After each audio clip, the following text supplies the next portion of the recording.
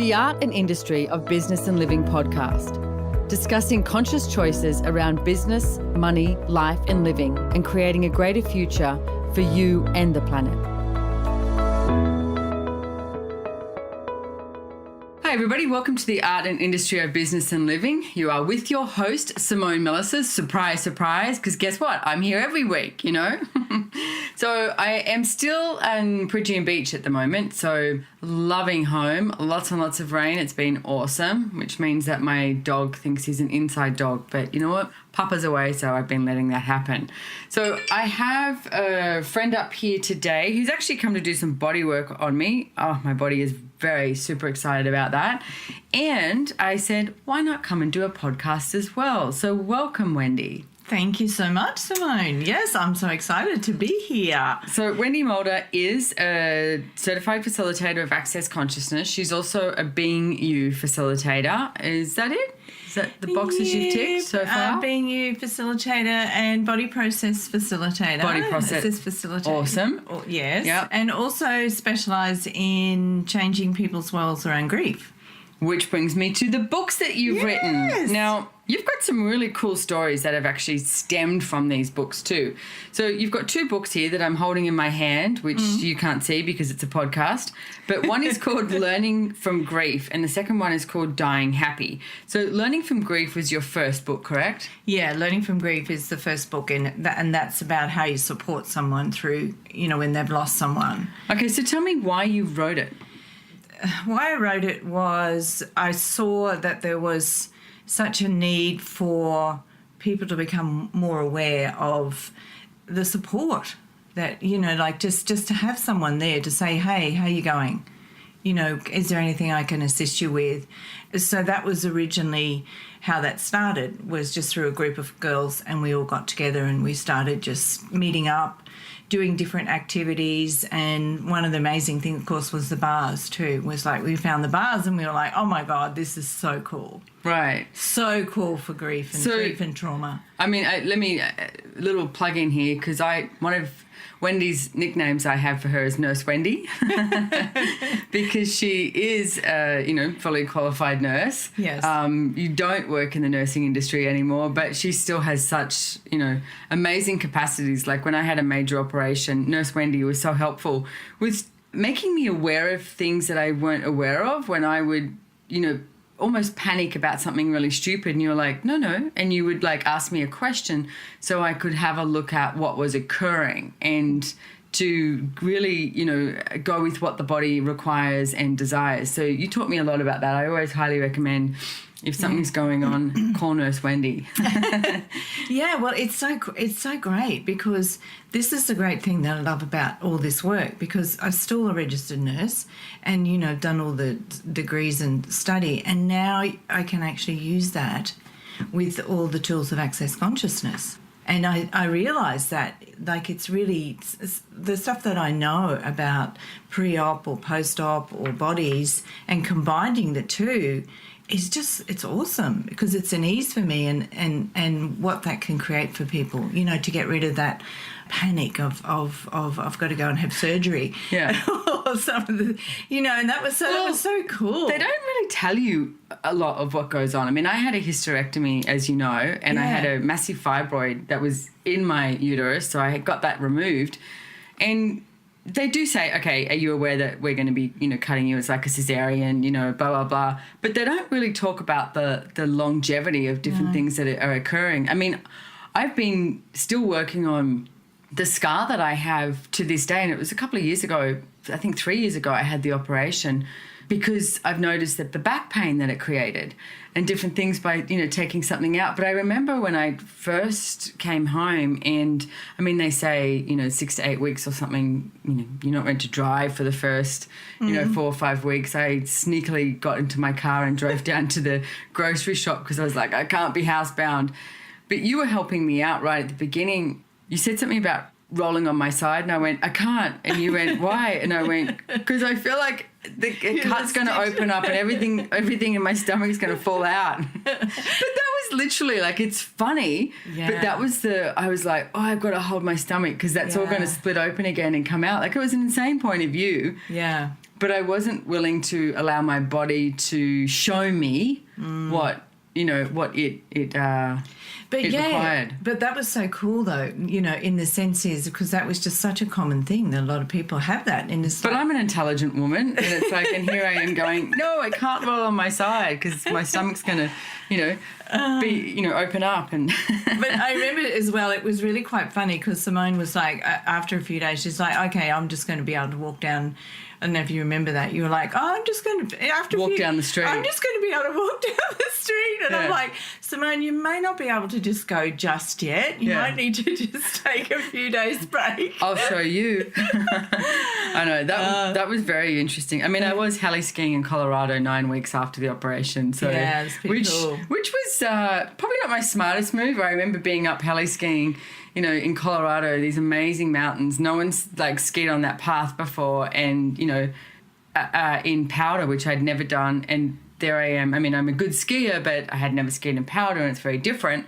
And I'm falling over, and you use all your core muscles, and I was like, crap, this is really not the brightest move. But there's no one there to go, don't worry, I'll take you down, because you just went up in a helicopter and got dropped off the top of the mountain. So I was like, damn, I've got to get down here. So it was interesting, but I'm grateful. I'm very grateful for you, Nurse Wendy. Oh, thank you. So the second book you have here, Dying Happy, tell me about that one. Why did you write this one?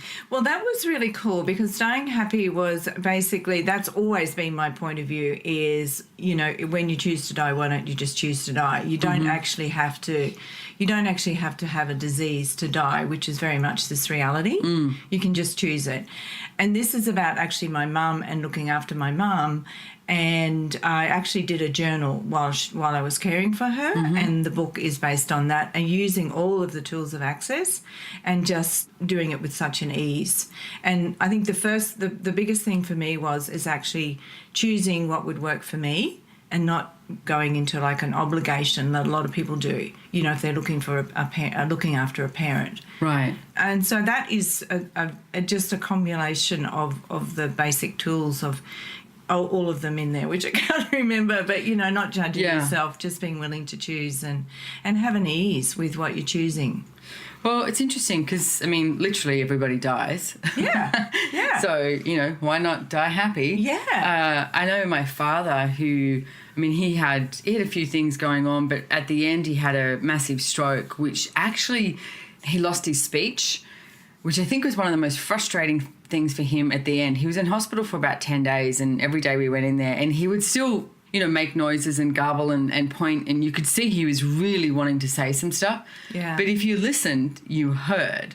A mutual friend of ours, Chris, who I remember when he came into the hospital, and Dad loved Chris. Yeah. And, man, you could tell. He didn't have to go, oh, wow, Chris is here. Thank you for coming. I love you. He walked in the room and my dad's whole face just lit up because he got to see Chris, because he knew he was on his way out. Yeah. I was probably, I'm going to say, wasn't quite willing to see that he was on his way out, even though he was 92. And the doctors were like, hey, come up here because this is it. Yeah. I still was like, la, la, la, la, la. No, he'll get up and he'll be good. And, he'll learn to walk and get his speech back. And Brendan was actually the one who, I love it with your books because Brendan was like, hey, honey, he's going to die in the next few days, and he was the one who spoke to me about it.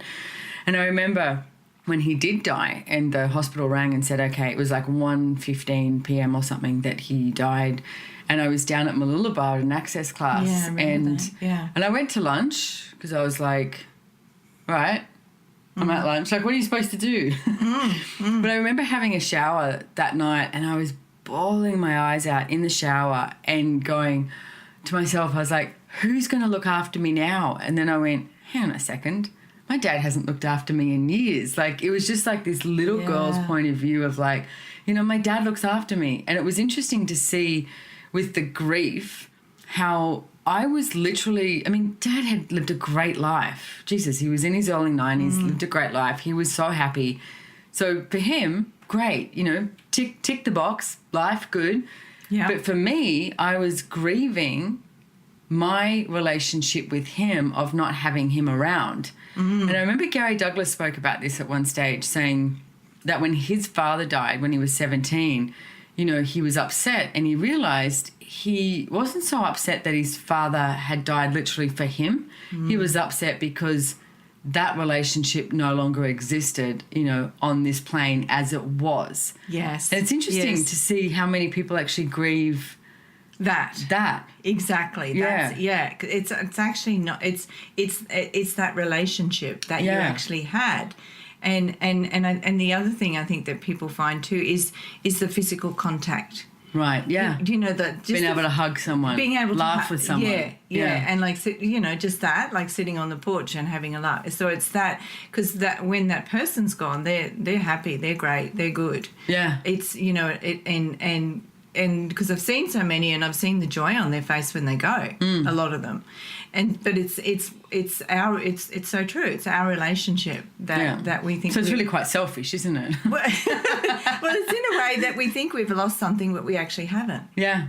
Yeah, so true. Yeah. So is your website here, the kindnesswithgrief.com? kindnesswithgrief.com, and they can find, that's actually on the Access Consciousness shop, and it's also in Kindle as well. So Dying Happy, the gift of choice. So you can go to kindnesswithgrief.com. Yeah. You can also go to accessconsciousness.com and you can purchase the book on there. And I'm sure they're both on Amazon, correct? Yeah. So Learning from Grief by Wendy Mulder, Mulder, and Dying Happy, the gift of choice with Wendy Mulder. So, you know what, if you've got someone who is dying, or you're dying, or you want someone to die, no, just kidding. But you might want to check out these books. So I also want to talk about what got created from these books, because this to me is this is incredible magical. That it's okay, so you create something in business, in life, you write a book, you really don't know to the extent that this is going to, you know, get out there into the world. So tell me about your first visit to, it was Brisbane prison, wasn't it? Yes, it was to Brisbane. Okay. Yeah. Right. Tell me what occurred and why'd you go? Well, it started with, it originally started with I think it was, we had some sort of, we were doing something anyway, Liam Phillips and I, and it was some sort of telecall or whatever it was, and we got all these weird calls in, and we were like, oh, I don't know if we can put this to air, and they were really, you know, from, you know, to do with murder and a whole lot of things, and after that call, I was like, oh, I wonder what's possible. Totally like a left field. I wonder what's possible with the prisons.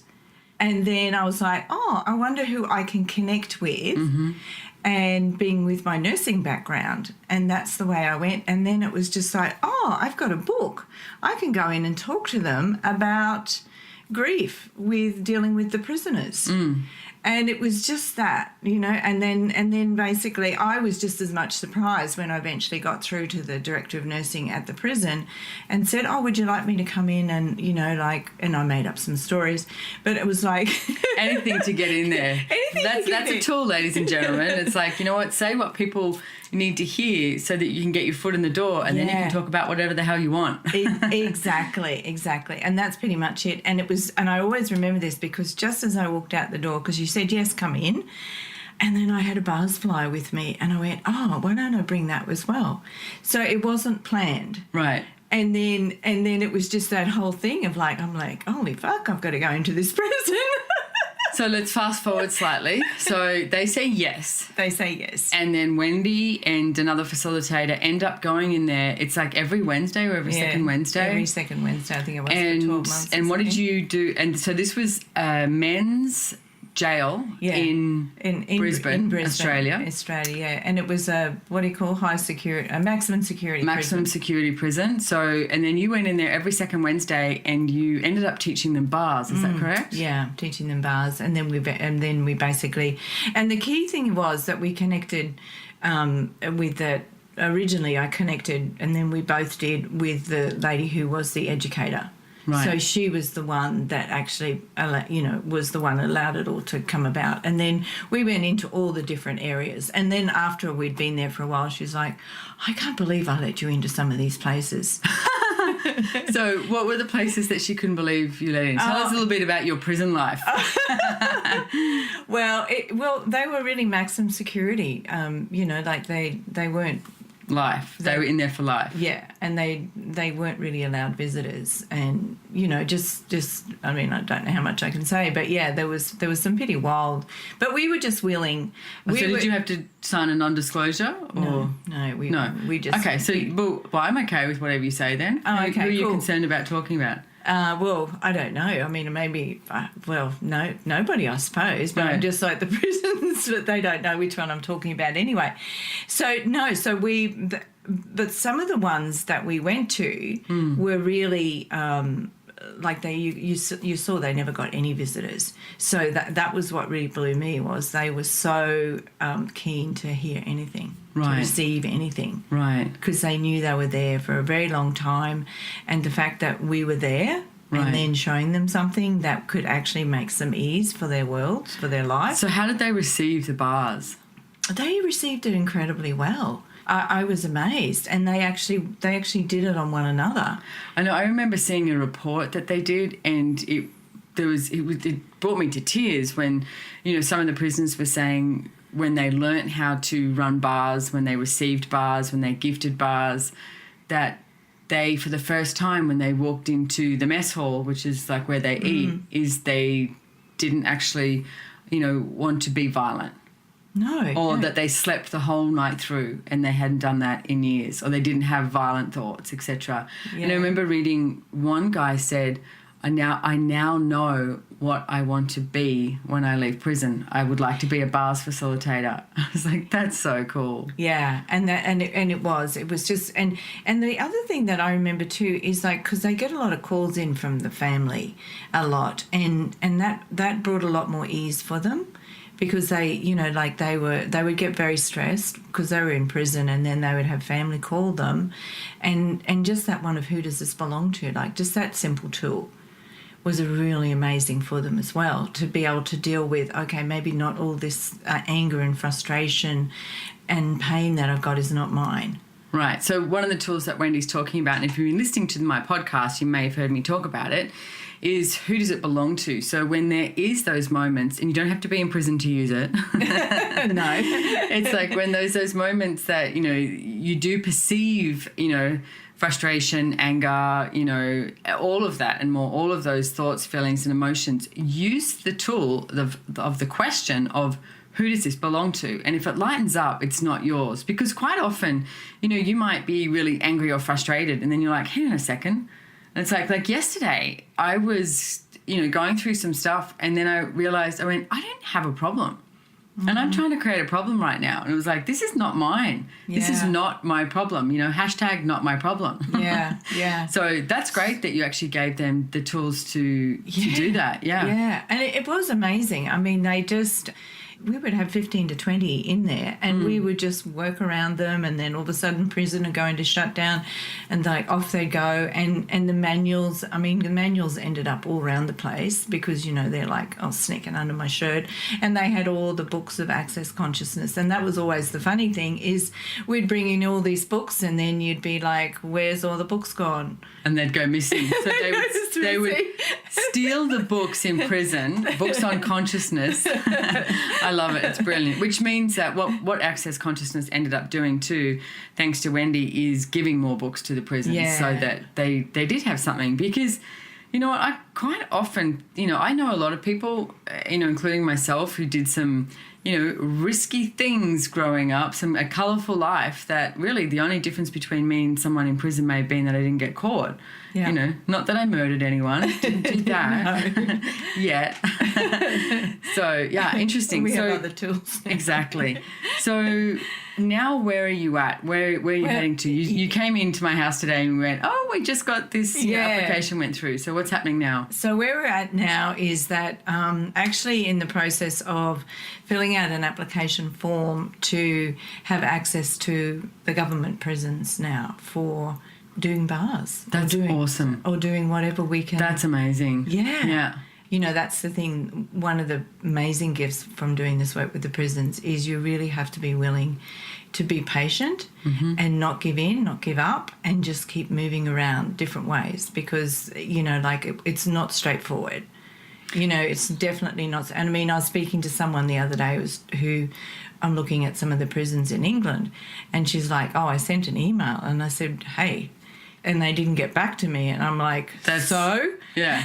Keep going. Keep moving forward. You just go around it. You go another way. You contact someone else. It's just like just being this great fun detective and having, and it's fun. And as long as it's fun, because then they eventually get around to chatting to you. Well, it's about engaging with people. It's like if you ask the question, okay, so who do I have to engage with today? I mean, it could be anyone too. Yes. You could meet someone at a freaking coffee shop, like where you're waiting on your smoothie, you know, at Raw Energy, and you meet someone and they know someone who knows someone who knows someone who knows someone or whatever. It could be anything.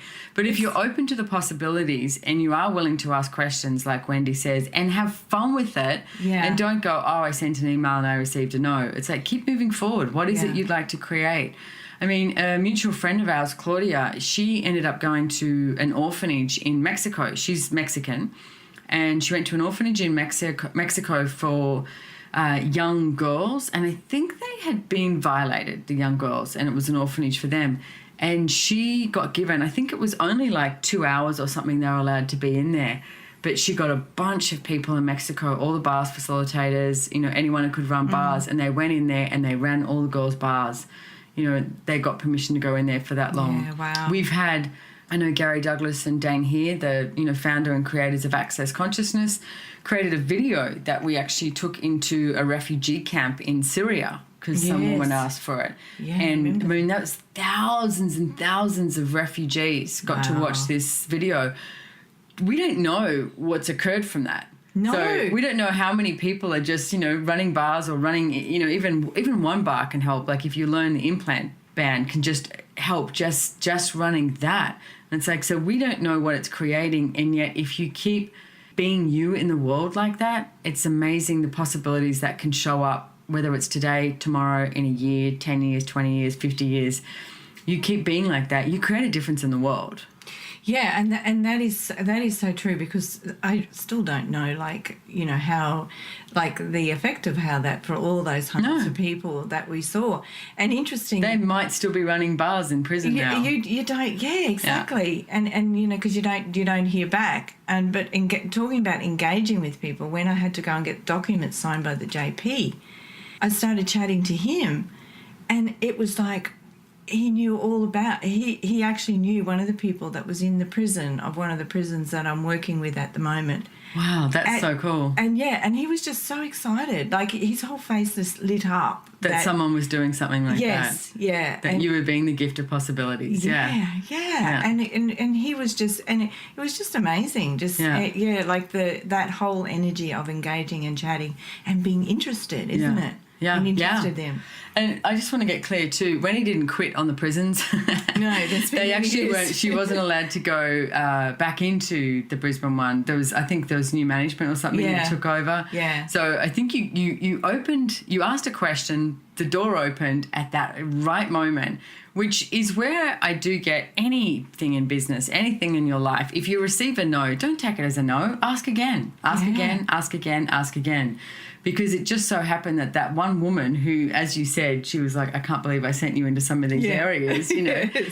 But she happened to be there and be responsive and willing to receive what you had to gift. Yes. So there are people out there in the world like that, and you never know what happens. Someone might be having a really shitty bad day. Someone may have just died in their family. They should have Learning from Grief and Dying Happy books. Exactly. But then, you know what, they're not going to be that open to, you know, receiving a different possibility. So always know that you can ask again.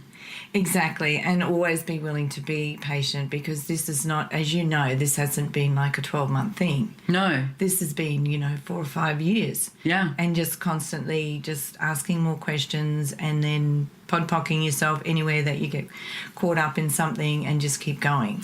So Wendy said podpocking yourself, that's the Access Consciousness Clearing Statement, which you can find out more at theclearingstatement.com. But literally what she's talking about is when you get stuck with something, like if you go, oh, this is never going to work, you know, it's like, okay, so everything that is, times a godzillion, right and wrong, good and bad, pock and pot, all nine shorts, boys and beyonds. Or for short, as she said, just pock and pot it. Because what you're doing is changing the energy so that you don't, wake up with all of these conclusions and limitations and decisions and allow that to create your day. You actually allow the gift of possibilities from the whole entire world, universe, to show up so that you can receive that. Something completely different. It's like, I don't know about you, but I'm up for different each and every day. Oh, yeah, me too. I mean, yeah. Gary said to me yesterday, you've got to get really clear on what it is you desire. Yeah, and I went, I desire to create more than I've ever created before. And I have no idea what that looks like. Like, it could be anything. Yeah. It could be business, with everything in this reality, whether it's business, bodies, relationship, health, money, all of that. Yes. Yes, yes, yes, yes, yes. And create more. Yeah. Like, what else is available for us that we have not yet asked for and not yet instituted and not yet been willing to receive? And everything at that is, if you're listening, times a gazillion, where you destroy and uncreate it and allow it to show up. Allow those doors to start opening. Right and wrong, good and bad, pock and pot on, and shorts, boys and beyonds. I love that question. Like, that is so cool. And and I mean, you've been just such an amazing inspiration for that. Like, Thank you, Wendy. Yeah, like, just keep going. Yeah. And I'm getting more and more. You don't know how it's going to, what it's going to look like. You don't know how it's going to show up. How it's based on a judgment. Yeah. You know what? And you're insane. It's like, if you can create everything just with the mind you have, it's like, it's like, it's so linear. It's like, it's beyond that. It's like, it's not cognitive. You know way more than what you're being willing to acknowledge. So, Wendy, thank you so much for coming on the show today. So don't forget, everyone, Wendy Mulder. You can actually find her on accessconsciousness.com. She will be listed up there in any of the classes that she may have. Yeah. She's also available for private sessions. Definitely. And don't forget her 2 books, Dying Happy, The Gift of Choice, and Learning from Grief. So, as I said, they'll be on accessconsciousness.com site, or you can grab them on Amazon.